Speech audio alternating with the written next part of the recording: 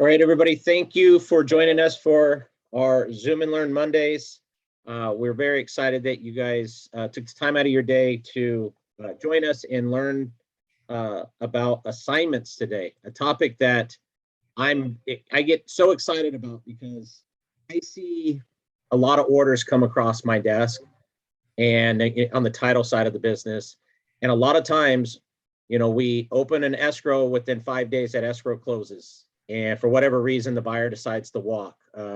They get cold feet. We've seen a million reasons why a buyer walks away from a deal. And 99.9% of the time, it's a dead deal.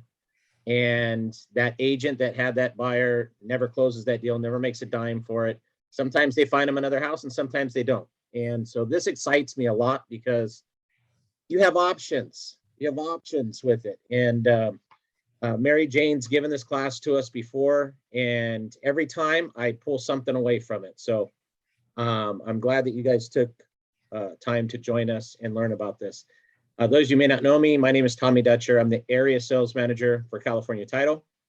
And if we haven't had the opportunity to meet in person or one-on-one on a Zoom, I would be ecstatic to meet each and every one of you and talk to you about your business and see how I can add some value.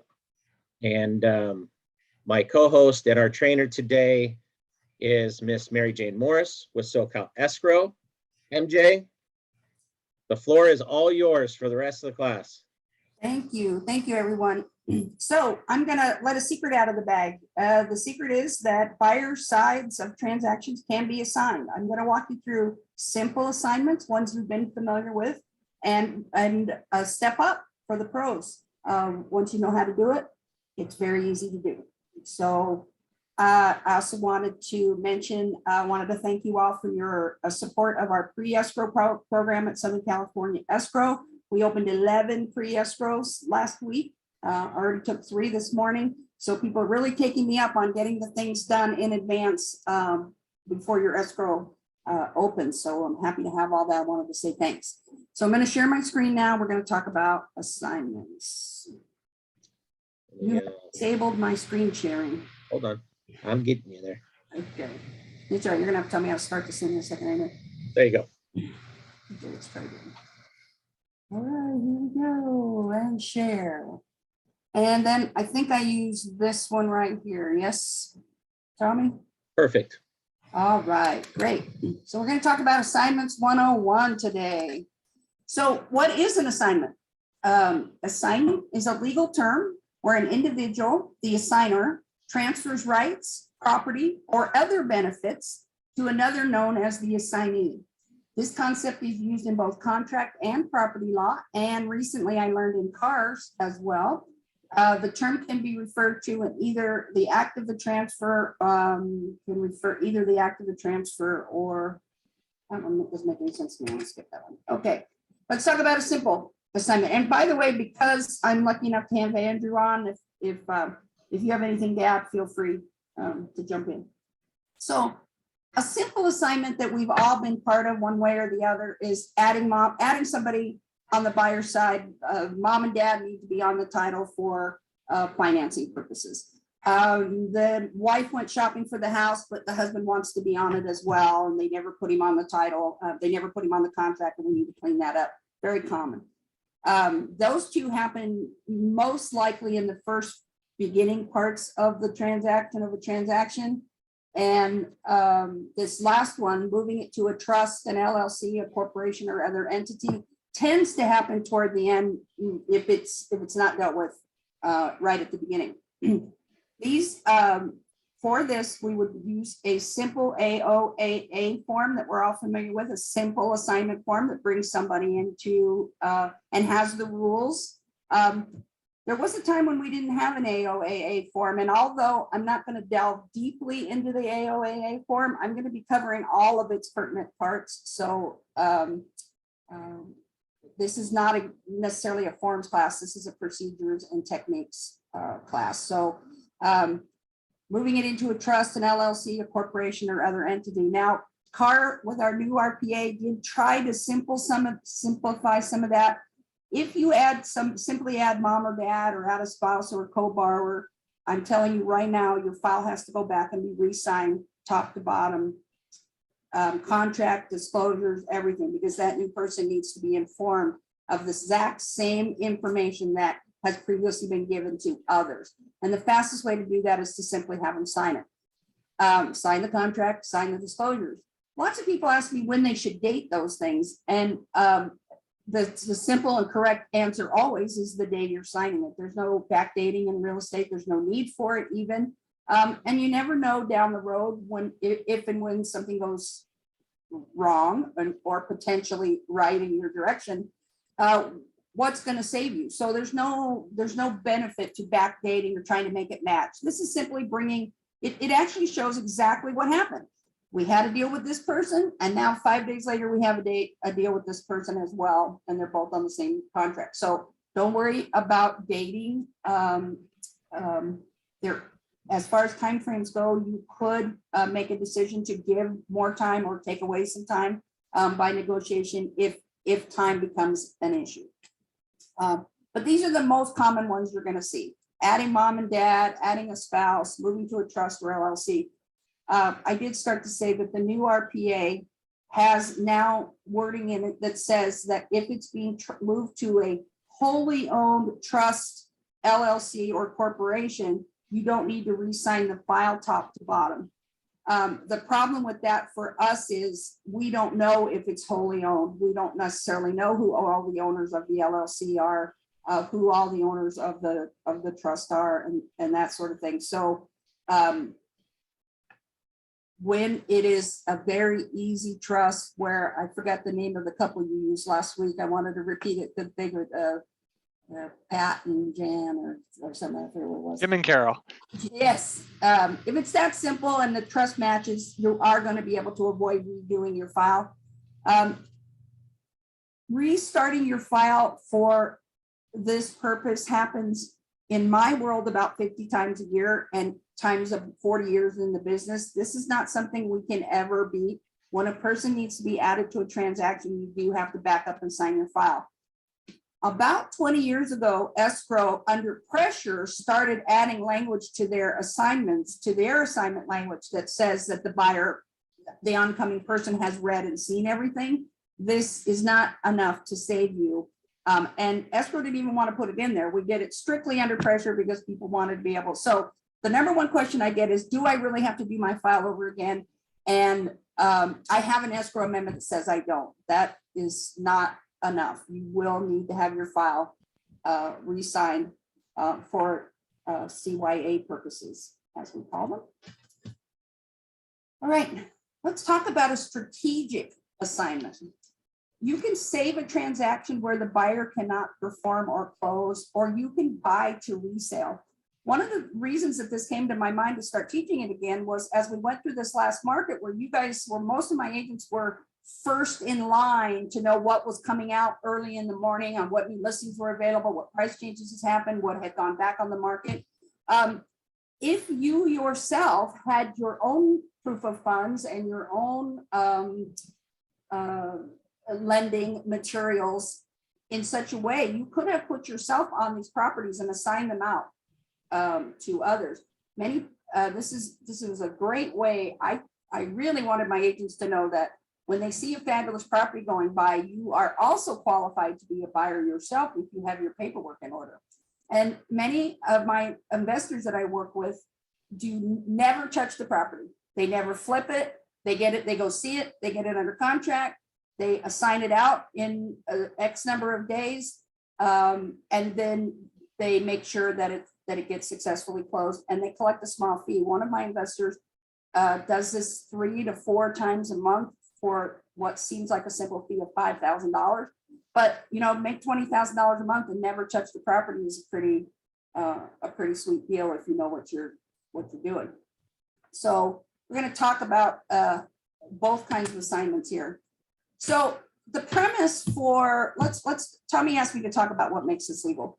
So, and this is where I get nervous now with Andrew on the line, but an equitable interest simply arises when there is an interest in the property, but you don't actually own the property.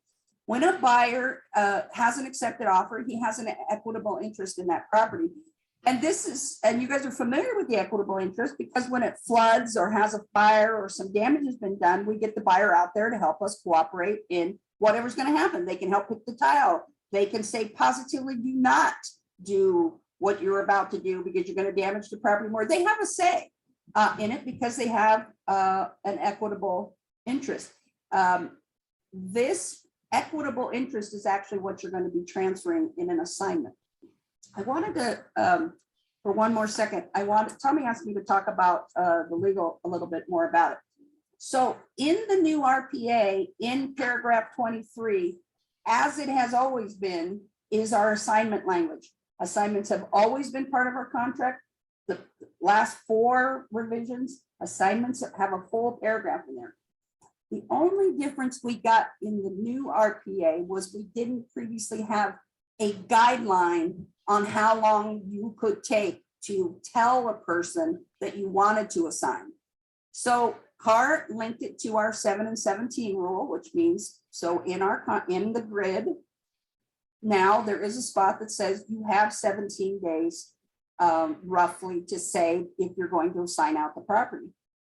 If you were around for my RPA class, you know that that doesn't stop anybody from having a problem on day 28. It doesn't stop anybody from suddenly having a great buyer come in at the last second and need to assign them in to save a transaction, or a whole other buyer that could close when your buyer can't. Tommy gave a great example of this in our last time we taught this, which is, you get 2 properties under offer. They're both under acceptance. And you guys are trying to choose which one you're going to keep. You have a right to assign out. Now you're going to have time frames. You're going to have to hustle, but you have a right to assign out the one that you're not going to, because you do have it under contract, and you will need to meet your obligations of that contract. But you do have some time to assign it as well. So assignments are in the simplest form, the mom and dad, and adding the trust or the LLC or something like that. And then in a more complicated one, it's where you are thinking it through and doing it on purpose. So the legal premise is that you have an equitable interest in this property. So how do you sign? How do you assign a transaction? So you do need the seller's consent, but CAR Legal reminds us that almost always an assignment brings you a better buyer, not a worse buyer. So you're starting to get this, the hinky feeling that your buyer's about to fall out, that you're able to solve it by bringing in mom and dad, or a whole other buyer that you have in your pipeline would be happy to take over this property at that rate. So CAR wants you to know that you shouldn't be afraid of assignments. They often bring you a better buyer. The seller does have to be informed and does have to give permission, but they are bound in our RPA to not unreasonably forbid you from doing an assignment. So if you are 45 days into a 30-day escrow and you've made it hard to find you, and now all of a sudden you've got an assignment cooked up and they don't know anything about your buyer, and you're way down the line, the seller's already losing money on mortgage payments, had a problem with the moving truck, you have caused damages. A seller could, in that case, choose not to allow you to assign. But even then, within a couple of days, usually they can be calmed down and brought back into it as you begin to prove your new buyer. So again, I remind you that CAR has put a new time frame on this, which is 17 days, but it works like every other contingency. You can ask for more time. You can explain it away. If the listing agent doesn't chase you, doesn't make it go away by using their notice of performs and the contingency removals, then you have it's just another contingency that you have the same right to. So how do you tell a listing agent that you would like to assign the transaction? So I put a conversation starter in here. So Andrew, today the bad news is I'm going to need data buyer. I've been speaking to the lender, and mom and dad are going to jump on this loan. And so we're going to clean up. I'm going to help you, TC, clean up this whole file. And we're going to catch up real quick. And lender's telling me I'm going to be another 3 days or 5 days, or they can do it immediately and we'll be right on time. And then the good news is we have a buyer. We have either mom and dad, or we have somebody fully ready, an all cash buyer. Many people who step into assignments are almost always have cash and are ready to go immediately. They're ready to replace the deposit. They are ready to put their money in escrow. And I can almost always close an assignment with a new buyer in about 72 hours or about 3 business days. If you follow along with the techniques I give you. I did mention already that the new rule added to the new RPA is, that doesn't mean you can't ask for one after. It was only because we did not previously have a line in the sand, and CAR decided to add a line in the sand. But assignments are not new. They are not new to the contract, and they are completely legal. I wish I had, I meant to send Tommy a little YouTube video or a TikTok video I saw this weekend where somebody was assigning out their lease on their car. That the CarMax bought the lease. So I have some new things I want to add to this class. So so what form do you use when you do the AO? What's the form you use to complete a assignment? I'm sorry, guys, I'm stuttering this morning. It's going to be we're going to be using the assignment of contract. It does several things, and this is the reason I didn't bring the form up, because this says all the things that are in that form. It documents the seller has agreed. It gives a place for the seller to agree to the assignment.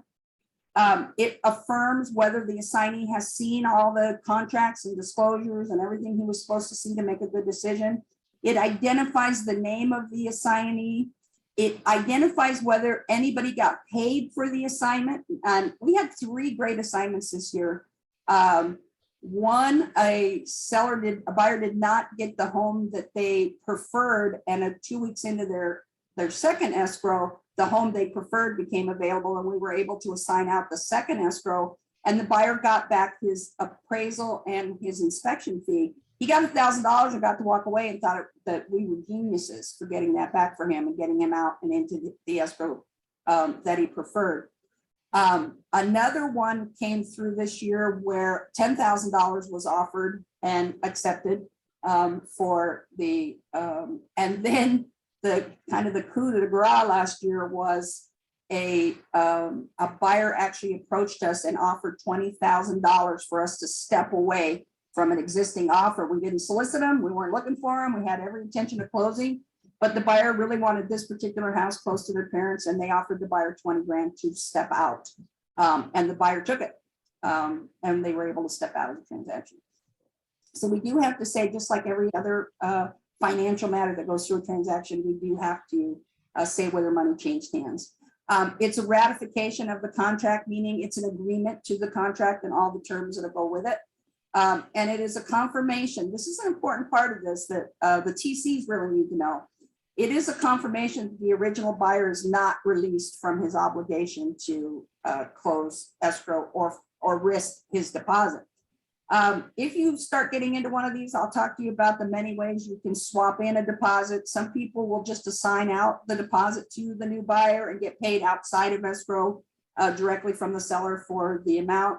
We've had times when we released the deposit to one and took a deposit from the other.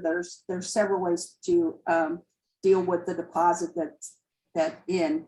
But the original seller has to continue signing. Now, they will stop signing for escrow, but they have to still be informed the rest of the transaction, what's going to happen. Now, although they're being informed, they've already been made whole on all of their losses. They've already gotten their money. They've already had the EMD taken care of. So if the transaction falls out and the deposit's lost, the original buyer mostly does not care. And so there's no harm in continuing them signing, although that is a place where I get argument from people quite a bit. Well, no, I signed out. Please read your assignment. It does say that you have to stay aware of what's going on for the remainder of the transaction. You're not completely eliminated. You are in the process of assigning. Only a close of escrow takes care of a assignment closes up an assignment, so the seller would continue signing until close of escrow. Then he would not need to be part of it any further. Here's, whoops, sorry. How do you go back? Use your arrow key. Thank you. Well, that was the AOA form. Let's see. There we go. Hey, look at that. I get smarter every day. This is the assignment of agreement form that we have out here. You can see that there's a partial assignment, a total assignment. You've seen the prior documents. You've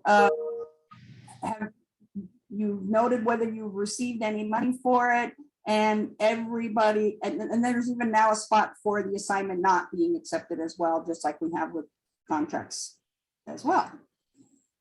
So let's talk about the devil's in the details. Some of the risks or concerns you should have when dealing with assignments. In California, we do not allow double escrows. So you cannot buy it, put it as an investor, buy it, and while it's still waiting to close, sell it again and close those escrows concurrently. California does not allow double escrows with one exception.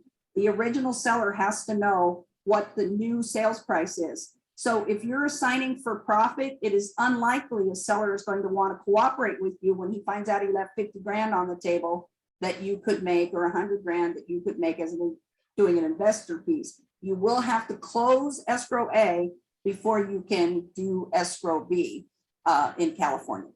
I think Andrew had a tip for me on this the last time, but I don't know what it was. There can't be any money under the table ever. This is not they're just like every other real estate deal, and especially since the short sale market, it's very dangerous. I would say that realtors came as close to being handcuffed as they've ever come during the short sale market, certainly in those first couple years that we were getting used to all the rules. The EMD does have to be replaced one way or the other, whether it's handed outside of escrow or it's corrected inside the escrow. Your whole file will have to be signed top to bottom, except for trust or wholly owned entities, as we talked about earlier in the transaction. There's no contingencies at all by the time you have a seller to assign. So the buyer steps into a situation where he is going to, the deposit will be at risk if he's unable to close. So that's a real good test of if they are fully invested in this transaction. Your contingencies will be gone by that time. If the new buyer can't close after an assignment has been accepted, the deposit will go through the usual channels. Contingencies have been removed by that time, and therefore your deposit will be in danger. The people who do assignments are usually pretty comfortable with that understanding and are ready to close. I haven't lost one yet, but it would revert to traditional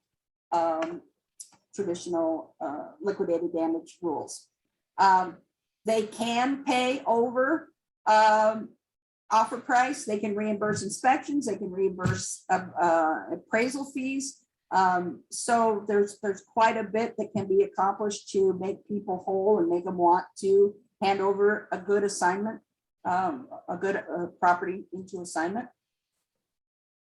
The next thing I want to talk about is how to market one. You cannot relist on the MLS, although these are the equivalent for a buyer's agent of a listing. You just cannot put it on the MLS. You will have to use other online products, Facebook, Instagram, Craigslist, your sphere of influence, other agents and their buyers. Your ad would read something like this: under contract at, buyer needs out, accepted offer, need new buyer today, offered for a limited time only. These are the type of, and then you have to be able to vet those calls as they come in, whether they understand the speed, what prices may need to be covered, who needs to be made whole. But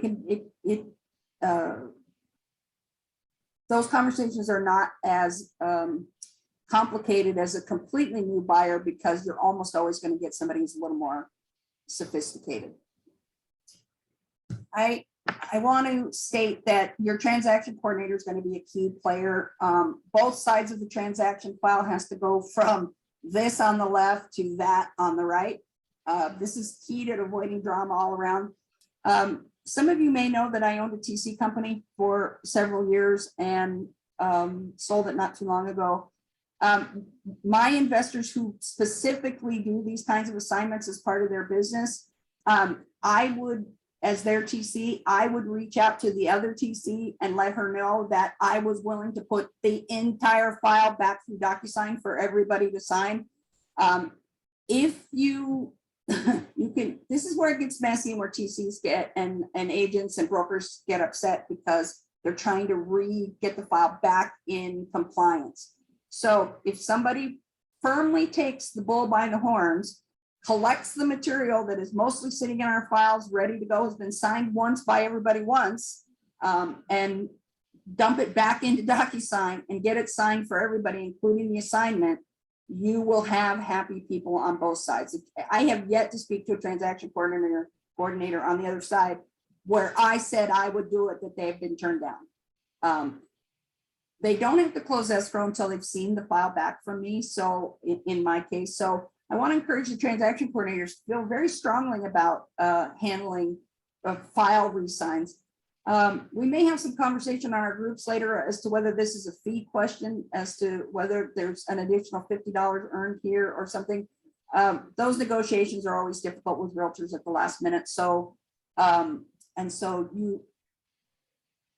whether or not you choose to do this as a service, or whether it just gets thrust upon you, you will be re-cleaning up files for transactions where a buyer has been added to the transaction. So want you to be, I want you to take good care of your transaction coordinators. Completing an assignment simply means that it's complete. You've dotted your I's and crossed your T's. It's correct. Everybody's had a chance to see everything. There's no secrets, nothing's under the table, and it's on time. Now, does that mean the exact same amount of time you were supposed to close escrow? Not always. And just like every other transaction that runs late, you may have to stay current and don't go dark on the listing agent, because that's when they're not going to trust you. But if you stay current with them, you should be able to complete an assignment. I think one of our listeners today, I met with them on Friday, and we're talking about whether a transaction that they're having to step out of should be assigned, because it's an excellent property, and we'll be continuing that conversation. In their case, we have an extremely difficult seller, which is causing us not to be able to finish in the first place. So I'm not sure if we're going to be able to finish in the second place. But we will be running over. But assignments can be absolutely done on purpose. They don't always have to be just your file being top to bottom. You don't have to think of it just as a paperwork nightmare. You can step in and do this. If you personally find a property, you can put it under contract under your own name, do the negotiations, get ready to put your EMD in, and prepare to assign and make your profit there. So I wanted to make sure you guys had been exposed to assignments. This last, I don't know, year and a half, as the market has gone crazy, we have, Tommy and I have over and over again said in this class that don't cancel an escrow before you call us, or don't cancel a transaction before you call us, because very likely if you have something, if you have a property that's desirable, you're going to have an assignee for sure. It does take a little bit of trouble. Now, I want to tell you that last week I was talking to someone in my family about this, and this person replied to me that it was just as easy to go back on the MLS. That's true, but not for buyers, not for buyers agents. They're not going to be able to, that transaction is going to be simply lost to them. So for buyers, it's as close as you're going to get to being able to list that property. If you move quickly and wisely and get your advertising out there, you can very likely replace a buyer, especially in the hunger in the market right now. Yeah. So, I did take a couple notes to hit on as well. And before I even get into the notes, this is where I encourage agents, especially buyer's agents, to build relationships with brokerages, not just agents. Those brokers, build relationships with them. And the reason why is this. That Mary Jane hit on the most common assignments, adding somebody to the contract, etc. But the original buyer still is in play, right? What we're more hitting on as well as the uncommon. It's when you get a buyer under contract, the buyer does his due diligence in the first week, does home inspection and stuff, then decides it's just more than I want to take on and decides to walk, right? Or the buyer puts in multiple offers somewhere and gets multiple offers accepted, goes with the number one, but both of them got accepted. And then you have that second one that you typically cancel, right? In those kind of scenarios, there's a lot of things that play a part. One, let's say we're 10 days, 12 days into a transaction, the home inspection's been done, and you want to try and reassign that because you know your buyer's going to walk. So you start reaching out to other brokers, your own broker, agents you know, agents you've done business with, keep them in a Rolodex. And you find out, you send a message out to all of them, you say, hey, 4-bedroom, 2-bath, 1,800 square feet under contract, you have a buyer that's looking for this, right? Because it's a lot easier to go back to the selling agent and say, hey, my buyer got cold feet, but I got great news. I have a more qualified buyer ready to go, right? The other thing is if home inspections have been done and things like that, you could get your current buyer just to release those over so that they don't have to be done again to help with that timeline, or to at least be able to look at a home inspection and say, yeah, I'm interested from a buyer perspective. And then shown anyway, and I wanted to, one of the thoughts that I had as he was speaking was you could share a commission with another agent just as easily. that was my next point. Love is better than no love, as we always say in the business. But if you, even if the seller gave you a notice to perform and you had 2 days, that's plenty of time in social media world to Right. get out there and find a buyer for yourself and bring them right back into the exact same offer that you already had going, that, and that commission doesn't walk away and it doesn't have to be split. But as over losing a transaction altogether, I would certainly take half. Correct. You know, if you may not have another buyer that's interested, somebody in your office may not have a buyer that's interested. There's a buyer out there looking for that exact square footage, bedrooms, bath, and neighborhood. So you need to be reaching out to agents that do business a lot in that neighborhood to see if you can find a buyer really quick. And the whole notion is, hey, I have an accepted contract. The contract potentially can be assigned to your buyer and you just take the referral fee on.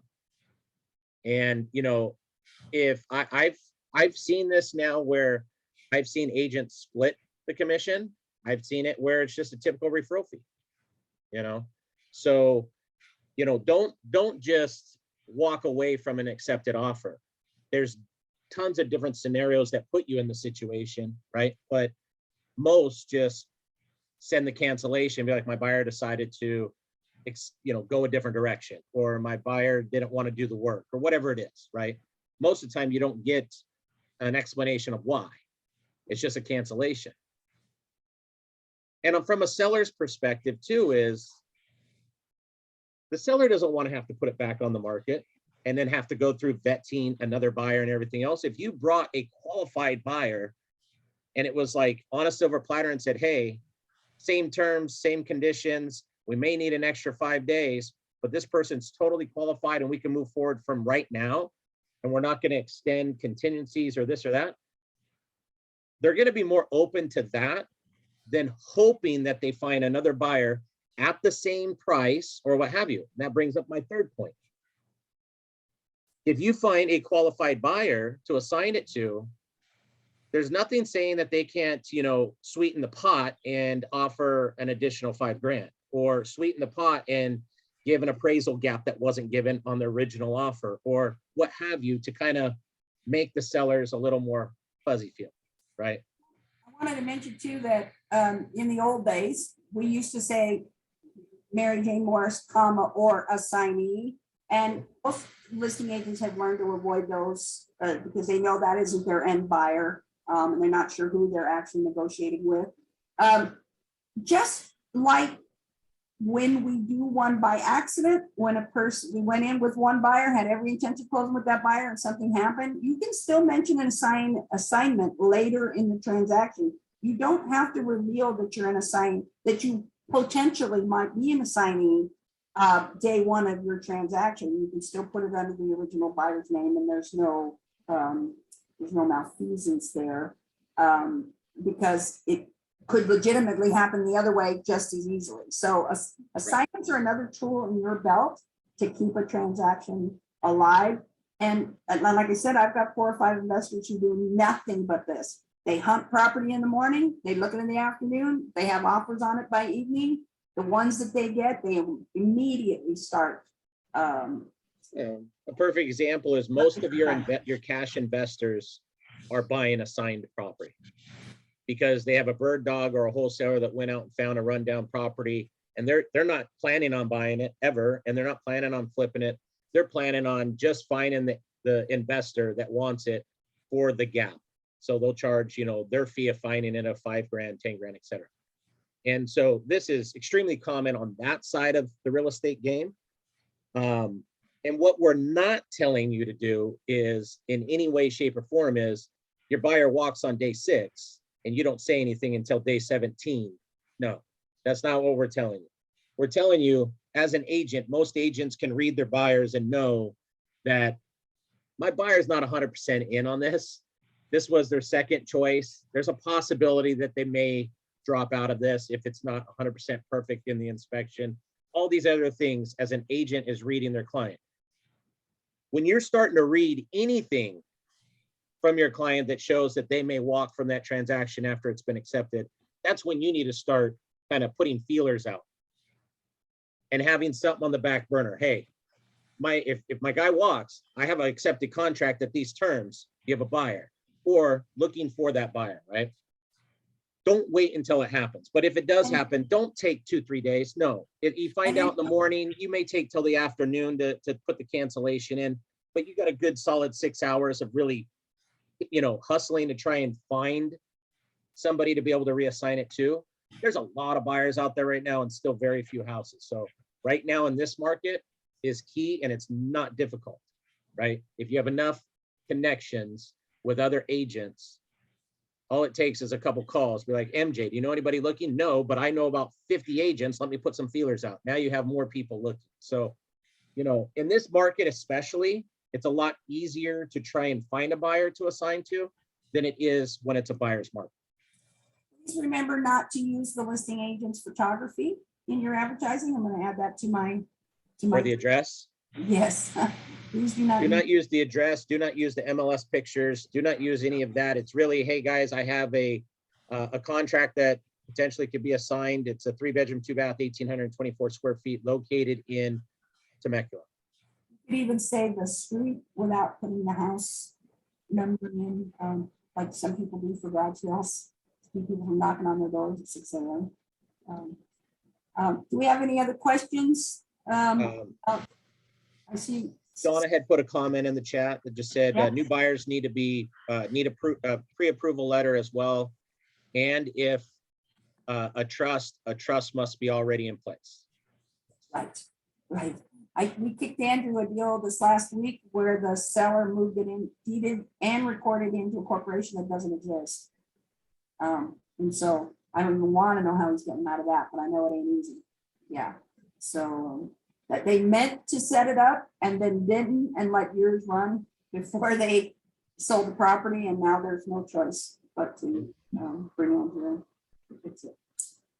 Yeah, so we want to make sure the trust or the entity is fully formed before we assign anything into it. And just a quick question on my end: once you assign it, once the transaction is closed, the title will be in that trust, or the title will be in that entity, right? We're just assigning it from one buyer. Okay. Once it closes, the original buyer has concluded his piece of it and is magic. Yeah, from a title perspective, it's just like something changed on the contract. So basically, as we escrow would inform title that buyer 1 has changed now to buyer 2. We would change it on our end to the new buyer's information, whether it's an entity or an individual, and it would be closed and recorded in that fashion. Sounds good. My only comment then, wonderful presentation, was just if we're putting it into a company, I think it makes sense to have an attorney look at the bylaws or the operating agreement of the company to make sure we can accept assignments. So on occasion, I have found that assignments are not accepted by the company documents, and maybe we need to do a quick revision of the company documents. In that And case, title they would ask to probably review ask those as you to well. close in your own name and then tidy up on your own. Yeah, and then for liability protection, if we're buying a property, we have a corporation, I think it makes sense to, in the minutes of the corporation, describe that property we're going to purchase and have the shareholders and directors approve that purchase just for the liability protection. That doesn't affect the assignment or anything. That's just kind of something that I'm thinking about as I'm reviewing, and I think it'd be nice to shore that up for the liability protection. That's all I have to add. It was a very nice presentation. I've been sharing the speaking duties with my co-hosts, and I feel like I was a little stuttery today. Thank you all for your patience with me. When you call me, I have lots of time to sit and chat with you, so be sure. And I want to give my shout out to my transaction coordinators who I know turn these files over daily for the simple assignments as well as the complicated ones. And we feel your pain. Every time I see a post from on the TC groups of I flipped 5 files this week, and lots of frustration and all that.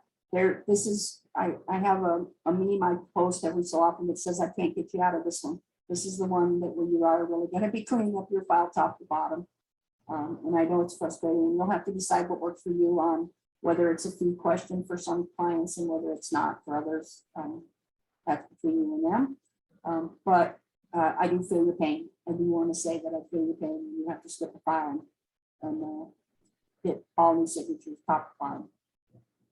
All right, I'm going to go ahead and stop the recording here, but we're going to stay on and answer all individual questions. So thank you, everybody.